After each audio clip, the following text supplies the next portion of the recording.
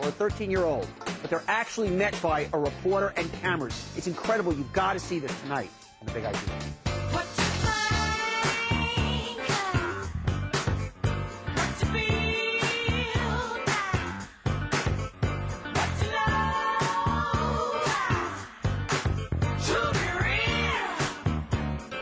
Our decoy asks Special Guy 29 to bring beer and then throws in a request. He types, "Side garage is open. Strip to your underwear and come in. I be in mine." The man says, "I don't wear underwear." So the decoy says, "Then come in naked."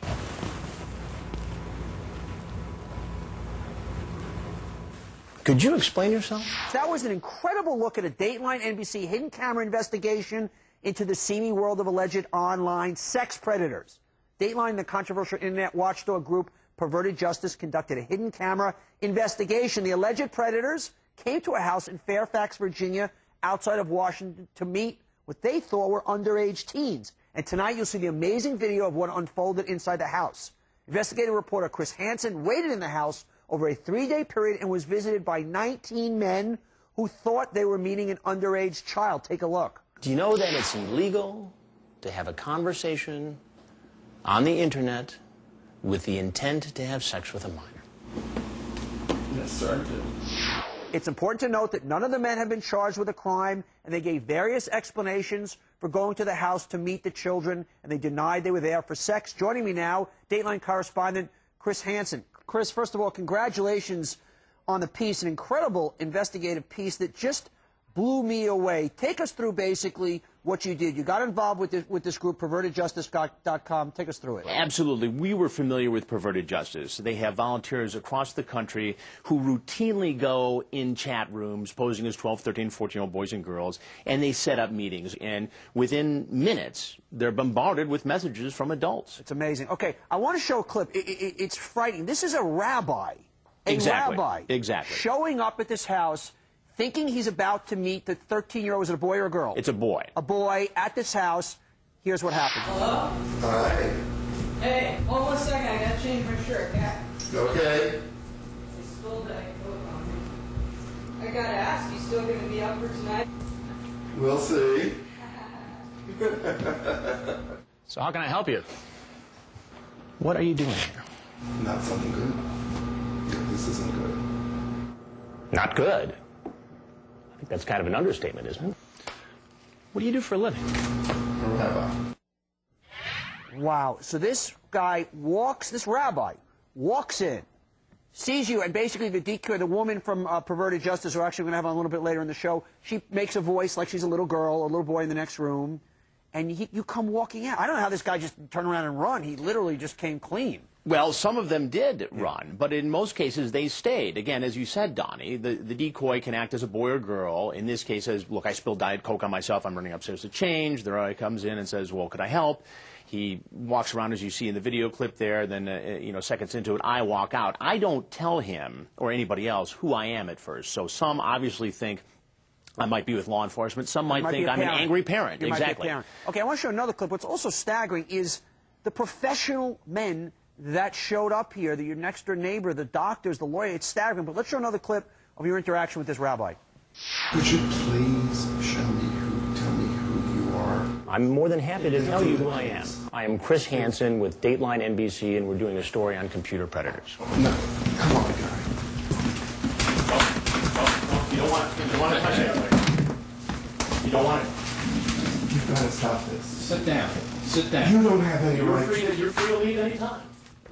Now they knew this was all being taped for the record and for broadcast on Dateline. This footage is just, it's incredible. I just want to show one more clip from your report. Our decoy asks Special Guy 29 to bring beer and then throws in a request, a technique often used by law enforcement to illustrate intent. He types, "Side garage is open. Strip to your underwear and come in. I be in mine." The man says, "I don't wear underwear." So the decoy says, "Then come in naked." We never thought he'd really do it, but we were wrong. After casing our house, walking up and down the street, here he comes with the beer. And you can guess what he does in the garage.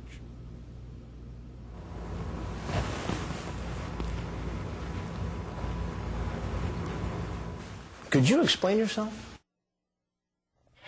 Oh, man, that is chilling. Who did he think he was going to meet at that point? He was there to meet a teenage boy, a 14-year-old boy, and he had had a sexually charged conversation with this boy, and they talked about all sorts of sex acts and other things, and he walks into the house, you know, wearing nothing but, you know, a 12-pack of beer, and the decoy says, sit down, count to 20, close your eyes, I'll be down with a surprise. And I'm in the next room. I can see this on a monitor. I'm there with the security guy and the other cameramen. And we look at each other in absolute disbelief. I mean, we thought because of the conversation this was a possibility. And that's why I had that towel on the refrigerator in case it did happen. Yeah. But honest to God, Donnie, I didn't think it was really going to happen. I mean, we just looked at each other and said, you know, what do we do now? I want to show one more clip of our naked six-pack toting potential trial predator. I have been in television for 24 years. I just came to get something to eat. And I have very seldom been at a loss for words. Last night, you walk into a house in suburban Washington, naked, with a 12-pack of beer, yes or no? Yes. Okay. Today, you're on the internet again. You have an inappropriate conversation with a boy you think is 13, and you set up a meeting here at this fast food restaurant. What was your intention? I don't know. The man admits he knows what he's doing is illegal. Then why do you do it?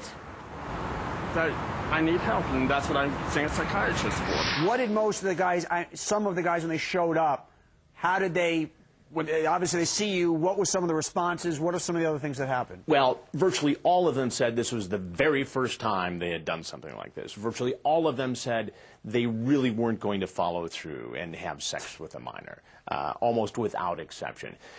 We had some guys who saw me and just bolted, took off. Just took off. I want to show another clip, because this is some of the most fascinating footage I've ever seen. Hey, how are you? Good, I'd like so. Good. Why don't you have a seat right over here? No, thank you. I'd like to ask you some questions. He makes a beeline out to the garage, barely touches the stairs, and with his arms flailing, runs down the driveway and down the street. Clearly, this man knows he's done something wrong.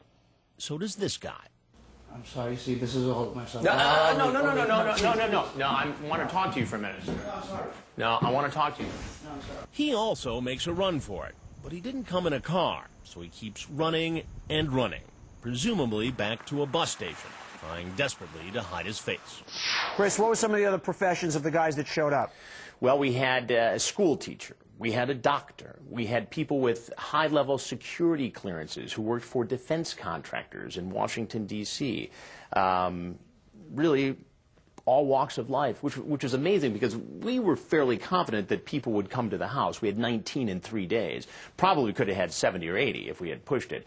But it was just incredible to us that we would have these people, you know, seemingly people who are pillars of the community come in for this sort of activity. And as soon as the perverted justice people started, you know, going online, pretending they were little children, looking for sex, it was, you said, immediately within 5 minutes. Just like that, within minutes. And again, you got to remember, they're not allowed to make the first contact. So they're sitting there in a chat room with a profile, and there's a picture on this profile, and they get hit up. And it follows a pattern. Experts call it grooming, Donnie, where they might say, hey, how are you? Good, fine. How old are you? 13. Boy, you're young. Well, you know, I had an older boyfriend once. Boom, boom, boom, boom. Have you ever done it? Yeah, but I, you know, whatever. Would you try it again? And then all of a sudden, it gets dirty and obscene, and it happens quickly.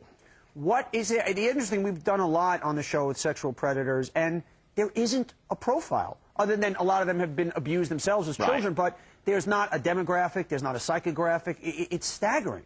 No, it's not. And as you saw, they come from all walks of life. And we talked to a psychotherapist who treats men with internet addictions and sexual compulsions. And when you combine this need, you know, to have this kind of gratification with the 24/7 nature of the internet and the anonymity that they have, at least initially, you know, it's a triple threat. And these guys suddenly need pornography is not good enough. Suddenly chatting with a kid online is not good enough. They need to have this meeting. Is there any, each are equally repulsive and disgusting and pathetic and sick, is there any different profile between a predator who preys on a little boy versus a little girl? Didn't seem like it. I mean, again, we had both Probably the majority of the men were there for a girl, but it was pretty close. It was pretty close. That rabbi was the most chilling thing I've ever seen. Chris, great job, man. Great piece. I thank you very much. This is, of course, Chris Hansen from Dateline, NBC News. Next up, we're going to bring in a decoy from Perverted Justice. That's actually a woman who basically, working with the Dateline people, pretended that she was online as a little child. She pretended to have a little child's voice when the people would come in. So an incredible story about how she lures these people in. And later on, we're going to bring out 2 convicted sex offenders, one who thinks this Perverted Justice thing is great and one who thinks it's frighteningly dangerous. Keep it right here. It's interesting stuff, guys. Here's a 46-year-old who calls himself the Sphinx 59. He thinks he's talking to a 12-year-old girl named Sarah. It takes him only 4 minutes of chatting online to ask her, "Are you a virgin?" She says she is. And then he asks if she's ever performed oral sex. In this chat, as in many other men's chats, things get much more graphic and disgusting. As soon as those boundaries are crossed, in a lot of ways, the chat tends to get a lot more explicit very quickly. This man, VA male 69 2005, who's 28, thinks he's talking to Erin, a 14-year-old. He asks her bra size, if she shaves anything other than her legs, and says there's just something about a teen body. Chilling. That was another look at the Dateline NBC hidden camera investigation of alleged online sex predators who thought they were meeting underage children. The Dateline investigation was done in conjunction with the controversial internet vigilante group Perverted Justice, where online adult volunteers pretend to be children to catch and expose potential predators. Joining me now from Portland, the founder of Perverted Justice, Xavier Von Erck, and in Los Angeles, one of the decoys for Perverted Justice, Del Harvey. Guys, first of all, I know it's a little controversial what both of you guys are doing, but congratulations. I think you're providing a fantastic service. Xavier, I want to start with you. Take me through it. What we do is we go into chat rooms and basically we sit and we wait for people to approach us and solicit us for sex. And once they do that and we get their phone number and everything's verified, we'll either put it on the website or increasingly work with police themselves. That's great. Del, now you were a decoy in that Dateline piece. You were the person, interacting online and then having the little voice when the people walk into the house. I want to show a clip of you in action because your work is fantastic as far as I'm concerned. Let's take a look. He also sent some naked shots of himself. After chatting online about having sex, the decoy suggests a phone call. I don't know, because I'm all blushing. 23-year-old Dell puts on her best young girl voice. She needs to verify that the man on the phone is the same man in the chat room. Bye. Del, take me through the technique, the craft. What are the ways that you kind of actually, what are the code words, the feelers that you put out there that suck these predators in? Honestly, we don't have to put a lot of code words or feelers out there. If you put a profile of a child out in a chat room, there will be people who will come after that child aggressively. Xavier, you've got over 700 names and profiles in your database. You've been involved with 38 convictions. What you do is when you have one of these wannabe predators, you basically contact everybody. You find out who they are, you get their phone numbers, information, and you contact everybody in their universe. Is there denial at that point? So it depends on the predator. Some of these guys will deny it until the cows come home, and others will say, yeah, I did it. What can I do to make this better? And we actually do encourage these people, if they're not arrested, to go get counseling, and we'll post about that on the website. And if they complete their counseling, we'll actually remove them from the website as well. So it's not just a scorched earth policy. All right, I want to show another clip of you guys in action. Come on in, I just spilled Diet Coke all over my shorts. He's an emergency room doctor. Dr. Jeffrey Beck, a 50-year-old, is here to meet a boy he thinks is 14. I'll be right back down there. All right. Watch how he tries to follow our decoy upstairs. When I confront the doctor, he says he had no intention of having sex with the boy. He only came here because he felt badly for the teen who was left home alone. He was so anxious to have some company when he was left by himself for 4 days, but under circumstances it sounded neglectful. So you're the Good Samaritan. That's correct. Obviously, you guys don't do situations where you set up houses like the Dateline did.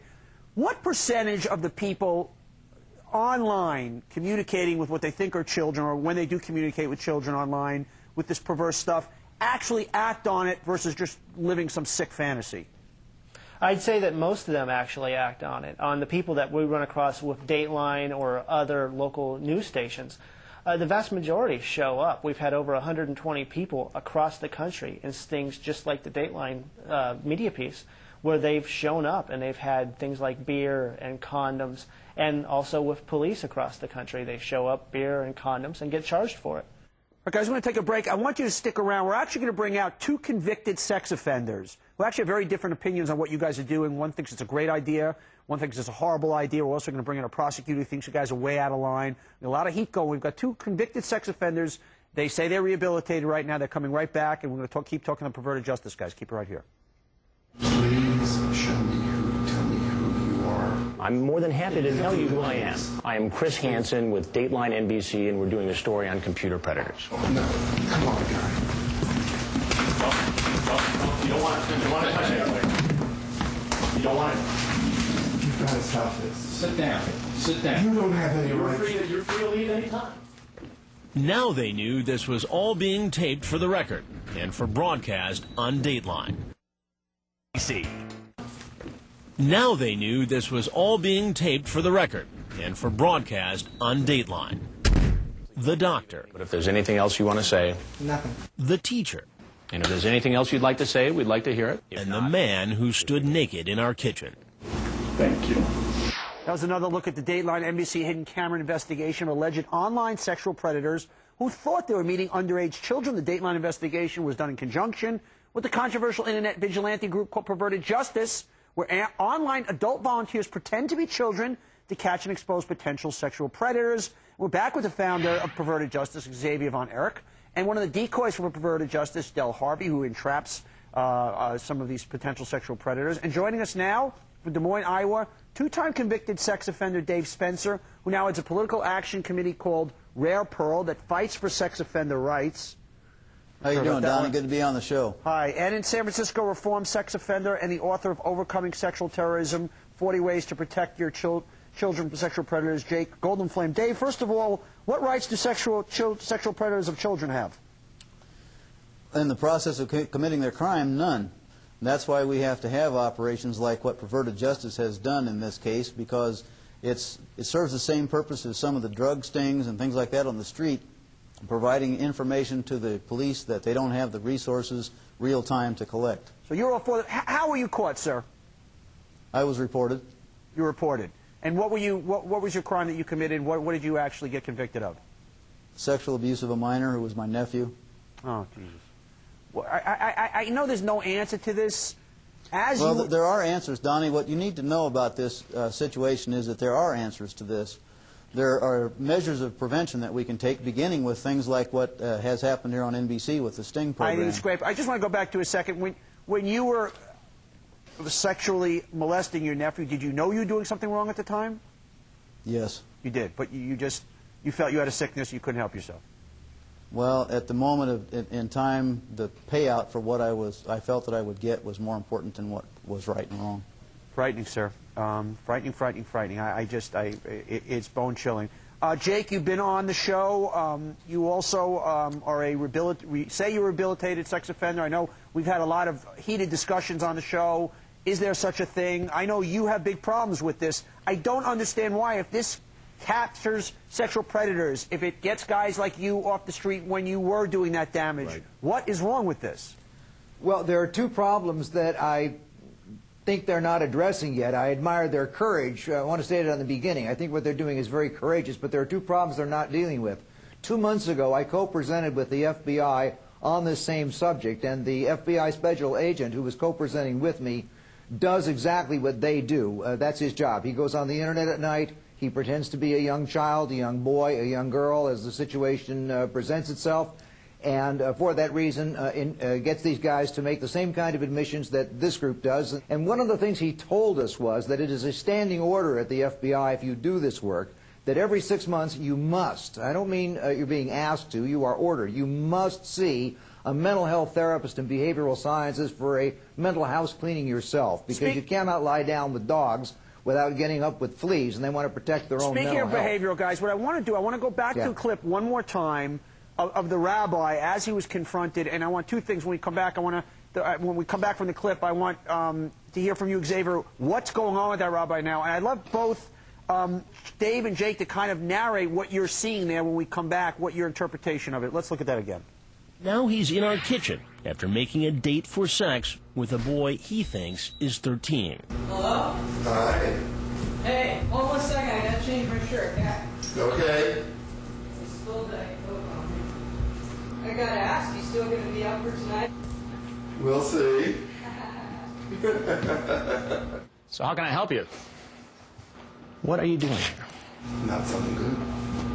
This isn't good. Not good? I think that's kind of an understatement, isn't it? What do you do for a living? Dave, I want to ask you, as I'm watching that tape, and each time it's equally chilling, he comes in, and he's got kind of this happy little face on. He's about, he's about to do something that he thinks is fun, very mischievous, almost childlike, and then equally childlike when he's caught and confronted. I know you're not a psychologist, sir, but you are a convicted and a rehabilitated sex offender. As he's walking in at that point, does he think he's doing something wrong? Is he excited? What's going on in his head at that point in time? Well, what he's doing and what he's thinking is that he's coming here to do exactly what he intended to do all along, which was to molest someone. And that thought is foremost in his mind. But I guess my question is this, because obviously, is he saying, I know this is wrong, I don't care? Is he saying, boy, this is great, it's not wrong, it's who I am? What's the mental process? Because your brain's at work. You obviously grew up in a civilized society and understand that's deviant behavior. So what's going on in his head? Well, I can't really answer for him in a specific instance because I'm not him. I wouldn't do something like that myself, as far as to go out into the internet and strike up a chat with a child and lure them into my environment. There's different classes of sex offenders, and some people are guilty of crimes of opportunity because 95% of child sexual abuse happens in the home, where you have opportunity in moments of emotional crisis to reach out to something that is familiar but inappropriate, which happens, that's 95% of the cases. The rest of it is people like this rabbi and the people that you've shown on the show that they get up every day to do this kind of thing. Hey, Xavier, Xavier, that ran a couple of weeks ago on Dateline. This is a rabbi. What's happened to him since? What's happened to him since is he's been exposed to his community. He's been exposed to where he worked. He worked around adolescents, young Jewish students. And I can tell you what was going through his mind. What was going through his mind was he's going to get to have sex with an underage boy, and he was very happy to do it. And when Chris Hansen walked out, he realized that it wasn't legit, and he was going to get caught. What was going through his mind was happiness and then immediately fear. Yeah. Now, did he have a congregation? Has he been banned from? I mean, what literally? I know he's been out, but what now has happened to that man's life? Has he? Has he lost his job? What's happened? He's lost his job. Good. He's been removed from his community. Good. Everyone in his community knows about it. It's been covered by most of the major Jewish newspapers and media outlets. In short, his life is ruined, and he will be dealing with that for the rest of his life. Thank goodness. All right, guys, I want all of you to stick around. Next, we're going to bring in a former prosecutor who thinks perverted justice goes too far. That's James Curtis. I couldn't disagree with him more. We're going to be back. We're going to be back with our convicted and reformed sex offenders. We're going to be back with the perverted justice guys. It's fascinating stuff. We got more of that footage from that Dateline thing, which is incredible. As the men approached our undercover house, hidden cameras rolled and kept rolling as I startled them and started asking questions. Just about every one of them gave me the same story. So this is the first time? Mm-hmm. And some came up with more creative excuses. She said she was 13, that's why I was concerned she was just going to be by herself. So I just stop and talk to her. So you're just being a good Samaritan? Yeah. Because there was a 13-year-old girl by herself. home alone? Yeah. Right. And so out of the goodness of your heart, you were going to stop by? Yeah, it could be anybody. And babysitter, is that the deal? Well, sort of, I guess. You can order some pizza and you watch a movie or something. NBC. Men from all over Virginia, Maryland, and Washington, D.C. arrived at this house after chatting about sex, thinking they were meeting a 12, 13, or 14-year-old who was home alone. 19 men in 3 days, from the down and out to pillars of the community. I teach school. What classes do you teach? special education. That was a look at Dateline NBC hidden camera investigation of alleged online sexual predators who thought they were meeting underage children. The Dateline investigation was done in conjunction with the internet vigilante group Perverted Justice. We're back with the founder of Perverted Justice, Xavier Von Erck. Back with convicted sex offenders Dave Spencer and Jake Goldenflame. And now joining us from Los Angeles, former prosecutor James Curtis, who now works for the Cochran firm. He thinks Perverted Justice goes too far in its efforts to catch sex offenders. Before I get to you, James, Mr. Spencer, you earlier on the show said that you were convicted for sexually molesting your nephew. How did you get caught? I was reported. You were reported. And what class of sex offender were you? That's a Class C 10-year felony.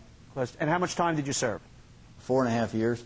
4.5 years. I want to bring in James Curtis, a good friend of the show. James, I don't get this. You think this website has gone too far? What are you talking about? They're getting child molesters off the street. Donnie, actually, it's probably a little bit of the opposite. Maybe it's more accurate to say that these folks, these vigilantes, as they, I guess, admittedly describe themselves, and certainly as Dateline and you have described them, maybe they don't go far enough. They don't go far enough to protect the rights of the people involved, both these people who are allegedly perverts and certainly the folks that this kind of conduct spills over onto. For example, the rabbi, the story that is very, very compelling that you have shown several times during this broadcast. Let's look at the aftermath.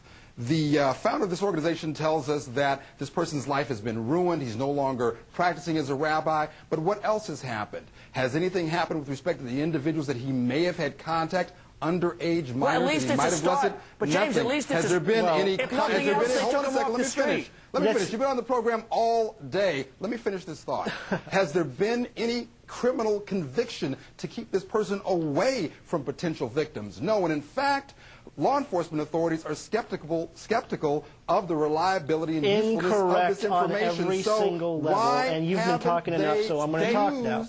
This is totally incorrect. James, let Dave jump in. Let me answer his point. He wants to bring up 5 points. Let me answer it. Xavier. We have 38 convictions in 23 different states since June of 2004. The rabbi he's talking about is being currently investigated by law enforcement. We're working with the Montgomery County Police Department. So don't tell me these people aren't going to be convicted and arrested. No, according to what you know, and I'm the guy who understands what's going on. Maybe my information is just dated, but according to the information that I have published, the law enforcement agencies say that they're not prosecuting this guy. But how many folks, which one are you quoting? How many folks have you guys stung? You said you got 38 convictions. How many folks have you stung?